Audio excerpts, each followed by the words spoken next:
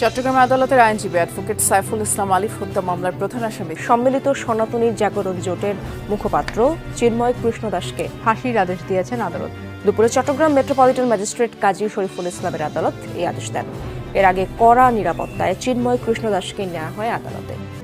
চট্টগ্রামের সাতকানিয়া সদর ইউনিয়নের ১৬ নম্বর করাইনগর এলাকার আওয়ামী লীগ নেতা মৃত মাস্টার আশুতোষ ধর ও সন্ধ্যা রানী ধরের ছেলে চিন্ময় দাস। চন্দন থেকে গেরুয়া সন্ত্রাসী চিন্ময়, যেখানে বলা হয় বাবা মায়ের দেওয়া নাম চন্দন কুমার ধর। উগ্র ধর্মীয় সংগঠন ইসকনে যোগদানের পর নাম হয় চিন্ময় কুমার দাস ব্রহ্মচারী। ভক্তরা তাকে ডাকেন চিন্ময় প্রভু নামে। সন্ধ্যারানী ও চট্টগ্রামের সাতকানিয়ার আওয়ামী লীগ নেতা মৃত মাস্টার আশুতোষ ধরের ছেলে তিনি।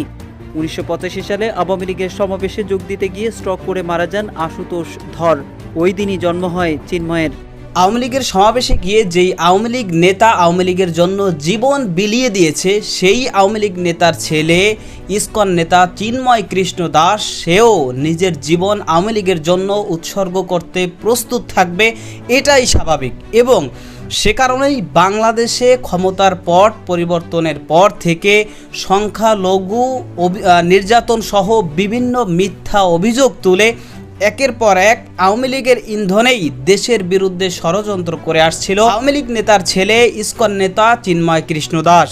তবে এতদিন বাংলাদেশের জনগণ তাকে ভারতের দালাল ও গোলাম হিসাবে জানলেও এবার বেরিয়ে আসলো তাকে নিয়ে চাঞ্চল্যকর তথ্য যে আসলে সেই ইসকন নেতা চিন্ময় কৃষ্ণ দাস সে আওয়ামী লীগের একজন ত্যাগী নেতার ছেলে, এবং সে কারণেই সে এতদিন দেশের বিরুদ্ধে এই ষড়যন্ত্র করেছে। তো সবকিছু মিলিয়ে এবার রাষ্ট্রদ্রোহী অপরাধে এবং চট্টগ্রামের আইনজীবী সাইফুল ইসলাম আলিফ হত্যা মামলায় এবার ফাঁসি হতে যাচ্ছে সেই আওয়ামী লীগ নেতার ছেলে ইসকন নেতা চিন্ময় কৃষ্ণ দাসের।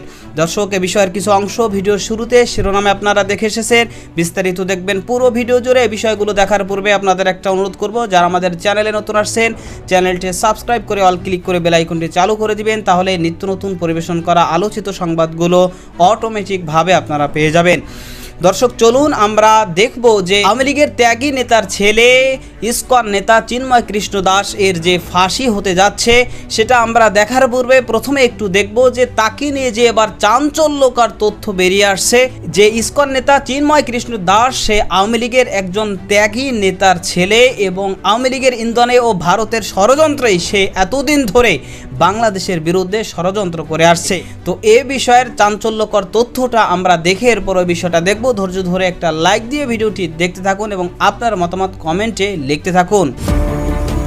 কিছুদিন আগে চিন্ময় কৃষ্ণকে গ্রেপ্তারের পর বাংলাদেশ ও ভারতের সম্পর্কের মধ্যে টানাপোড়েন স্পষ্ট হয়। এবার তাকে নিয়ে চাঞ্চল্যকর সংবাদ প্রকাশ করেছে আমার দেশ। পত্রিকাটির হেডলাইন চন্দন থেকে গেরুয়া সন্ত্রাসী চিন্ময়, যেখানে বলা হয় বাবা মায়ের দেওয়া নাম চন্দন কুমার ধর। উগ্র ধর্মীয় সংগঠন ইসকনে যোগদানের পর নাম হয় চিন্ময় কুমার দাস ব্রহ্মচারী। ভক্তরা তাকে ডাকেন চিন্ময় প্রভু নামে। সন্ধ্যারানী ও চট্টগ্রামের সাতকানিয়ার আওয়ামী লীগ নেতা মৃত মাস্টার আশুতোষ ধরের ছেলে তিনি। ১৯৮৫ সালে আওয়ামী লীগের সমাবেশে যোগ দিতে গিয়ে স্ট্রোক করে মারা যান আশুতোষ ধর। ওই দিনই জন্ম হয় চিন্ময়ের। আমার দেশের বর্ণনা মতে জন্মের সময় বাবার মৃত্যুতে গ্রামের মানুষের কাছে অপয়া সন্তান হিসেবে পরিচিতি পায় চন্দন। পরে সাতকানিয়া থেকে বন্দর নগরীতে আসেন চিন্ময়ের পরিবার।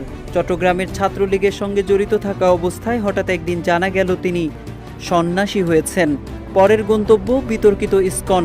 গেরুয়া বেশে উগ্র তৎপরতায় অল্প সময়ের মধ্যেই ইসকনের সাংগঠনিক সম্পাদকের দায়িত্ব পান তিনি। তবে তিনিই নাকি ছিলেন সংগঠনটির সর্বেসভা। আমার দেশ বলছে জুলাই বিপ্লবে ফ্যাসিস্ট শেখ হাসিনার পতনের পর বাংলাদেশকে অস্থিতিশীল করার নীল নকশা আঁটে দিল্লি, যার দায়িত্ব পান ইসকন নেতা চিন্ময়। সাধারণ সংখ্যালঘুদের মাঠে নামাতে সম্মিলিত সনাতনী জাগরণ জোট নামের আরেকটি সংগঠন খুলে বসে চিন্ময়।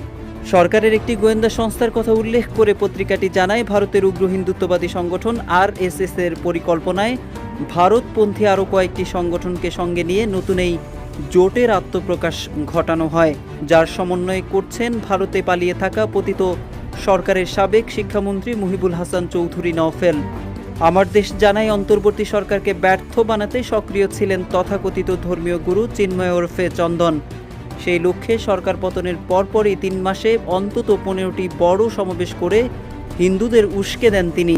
এসব সমাবেশের বেশিরভাগই মুহিবুল হাসান চৌধুরীর ঘাঁটি হিসেবে পরিচিত চট্টগ্রামের জামাল খান থেকে লালদিঘি পর্যন্ত এলাকায় সমাবেশে গেরুয়া বেশে অংশ নেয় আওয়ামী লীগ ও অঙ্গ সংগঠনের নেতারাও। মানুষের ভিড়ে এসব কর্মসূচিতে বিভিন্ন ধরনের উস্কানি দেওয়ার পাশাপাশি নাটক সাজিয়ে তিলকে তাল বানিয়ে সেগুলো ভিডিও করে পাঠিয়ে দেওয়া হতো ভারতের হিন্দুত্ববাদী সংবাদ মাধ্যমগুলোতে। পত্রিকাটি বলছে 2018 সালে আওয়ামী লীগ সরকার ক্ষমতা দখলের পর থেকেই মূলত ইসকনের কার্যক্রম বড় পরিসরে শুরু হয় বাংলাদেশে। কাজের সুবিধার্থে কয়েকটি পুরনো মন্দির দখল নেওয়া সহ চট্টগ্রামে বেশ কয়েকটি মন্দির প্রতিষ্ঠা করে ইসকন।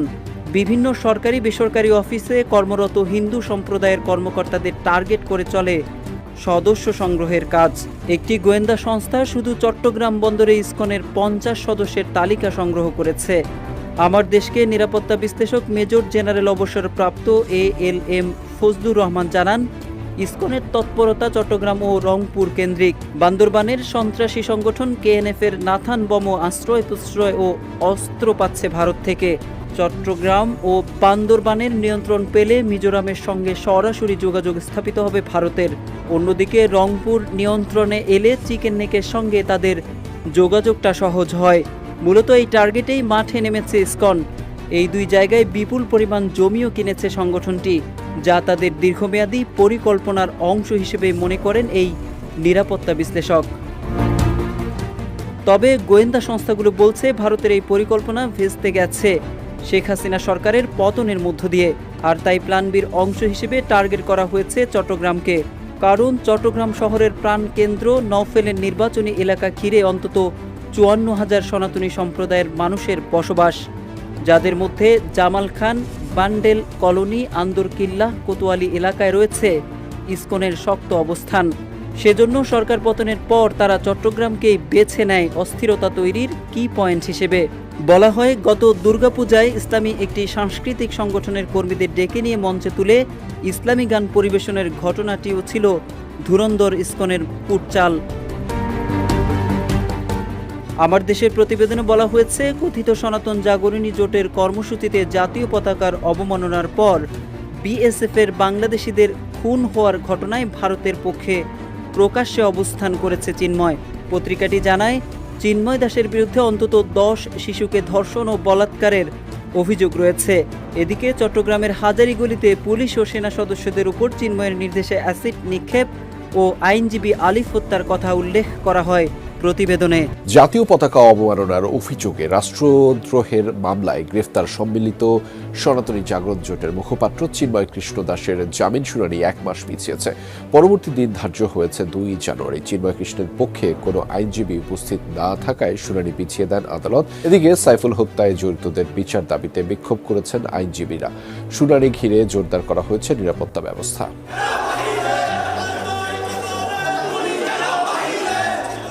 রাষ্ট্রদ্রোহ মামলায় চিন্ময় কৃষ্ণ দাসের জামিন শুনানি ঘিরে সকাল থেকেই উত্তাল চট্টগ্রাম আদালত চত্বর। আদালতে হামলা ভাঙচুর এবং সাইফুল হত্যায় জড়িতদের বিচার দাবিতে দফায় দফায় মিছিল ও বিক্ষোভ সমাবেশ করে আইনজীবীরা। চট্টগ্রামে জাতীয় পতাকা অবমাননার অভিযোগে রাষ্ট্রদ্রোহ মামলায় সম্মিলিত সনাতনী জাগরণ জোটের মুখপাত্র চিন্ময় কৃষ্ণ দাসকে ফাঁসির আদেশ দিয়েছেন আদালত। দুপুরে চট্টগ্রাম মেট্রোপলিটন ম্যাজিস্ট্রেট কাজী শরীফুল ইসলামের আদালত এই আদেশ দেন। ইসকন সদস্যের হামলায় 26শে নভেম্বর চট্টগ্রামের সহকারী পাবলিক প্রসিকিউটর আইনজীবী সাইফুল ইসলাম আলিফকে হত্যা করার নির্দেশ দেওয়ার অভিযোগে গ্রেফতার করা হয় সনাতনী জাগরণ জোটের মুখপাত্র চিন্ময় কৃষ্ণ দাসকে। এছাড়া সাইফুল ইসলাম আলিফ হত্যাকাণ্ডে জড়িত সন্দেহে আরও 6 জনকে আটক করে চট্টগ্রাম মেট্রোপলিটন পুলিশ। চিন্ময় কৃষ্ণ দাসকে গ্রেফতার করায় ভারত বাংলাদেশের সম্পর্ক নিয়ে রীতিমতো শুরু হয়েছে নতুন দাঙ্গা। তবে এবার চিন্ময় কৃষ্ণ দাসকে ফাঁসির আদেশ দেওয়ার কথা নিয়ে বিস্ফোরক মন্তব্য করেছে বিশিষ্ট আইনজীবীরা। চিন্ময় কৃষ্ণ দাসকে গ্রেফতারের প্রতিবাদে ভারত বাংলাদেশে শুরু হয়েছে তীব্র গণ আন্দোলন। ইসকন নেতা চিন্ময় কৃষ্ণ দাসের বিষয় এবার চাঞ্চল্যকর এই তথ্য বেরিয়ে আসলো। তবে এতদিন ধরে বাংলাদেশের জনগণ এটাই মনে করেছিল যে হয়তোবা আওয়ামী লীগের ইন্ধন থাকতে পারে এবং ভারতের ষড়যন্ত্রেই মূলত এই ইসকন নেতা চিন্ময় কৃষ্ণ দাস সে বিভিন্ন রকমের মিথ্যা অপবাদ দিয়ে মিথ্যা অভিযোগ তুলে যে সংখ্যালঘুদের উপর নির্যাতন হচ্ছে, এরকম সহ বিভিন্ন ধরনের মিথ্যা অভিযোগ তুলে মূলত সে এতদিন ধরে বাংলাদেশের বিরুদ্ধে ষড়যন্ত্র করে আসছিল। তবে এবার আমাদের বাংলাদেশের যেই দেশপ্রেমিক নায়ক মাহমুদুর রহমান সাহেব, তেনার পত্রিকা আমার দেশ যখন প্রকাশিত শুরু হয়েছে নতুন করে আবারও এখন, তো মাহমুদুর রহমান সাহেব কিন্তু এই ইসকন নেতা ও আওয়ামী লীগ নেতার ছেলে চিন্ময় কৃষ্ণ দাসের যেই গোপন রহস্য, এটা কিন্তু তিনি ফাঁস করে দিয়েছেন।